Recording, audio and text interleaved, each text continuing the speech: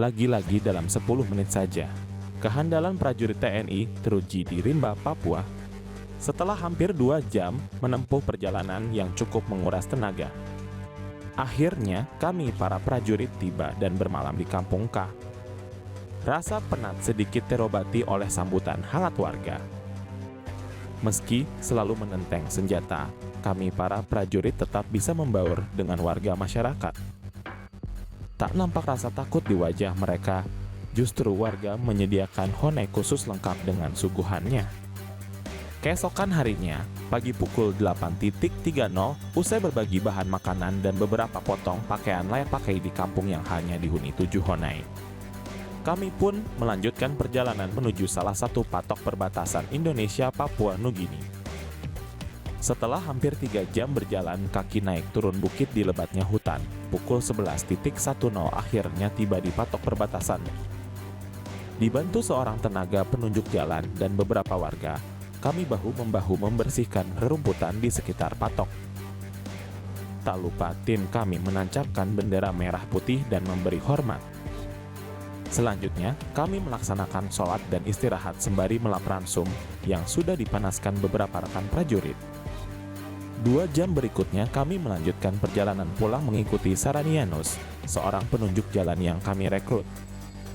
Kami menempuh jalur lain, tidak lagi melewati Kampung K, artinya kami harus bermalam di tengah hutan dengan mendirikan tenda saat malam tiba. Tanpa mengurangi kewaspadaan, kami mengekor langkah Yanus yang tanpa ragu dengan gesit membabat beberapa ranting yang menghalangi jalan. Sepanjang perjalanan hanya sekali berpapasan dengan rombongan kecil pria yang saya perkirakan petani kebun, karena seorang di antaranya terlihat membawa cangkul. Selebihnya tak nampak seorang pun yang terlihat. Tak mengherankan, karena jalan yang kami lalui bukanlah jalan setapak, tak nampak bekas dilalui orang-orang, hanya ada tanda tatahan di pohon-pohon yang kami lalui. Namun tiba-tiba Yanus menghentikan langkahnya seperti mencari-cari sesuatu. Terlihat Yanus mulai ragu dengan langkahnya. Yanus mulai memeriksa beberapa batang pohon, sepertinya Yanus salah jalan. Tak ingin tersesat lebih jauh setelah berjalan kaki hampir 1 jam, kami memutuskan kembali ke jalan awal. Diperkirakan jam 6 lebih bisa sampai di Kampung K, namun 3 jam berjalan kaki tanpa disengaja kami temukan satu cangkul dengan bekas galian yang ditinggal begitu saja.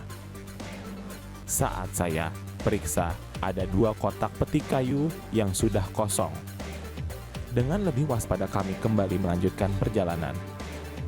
Kecurigaan kami terbukti, beberapa tembakan agak jauh terdengar.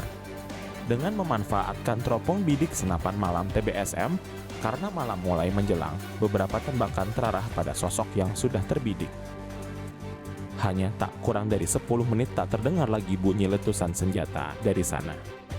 Dipastikan 4 pria yang merupakan gerombolan KKB tak akan bisa lolos dari berondongan peluhukan.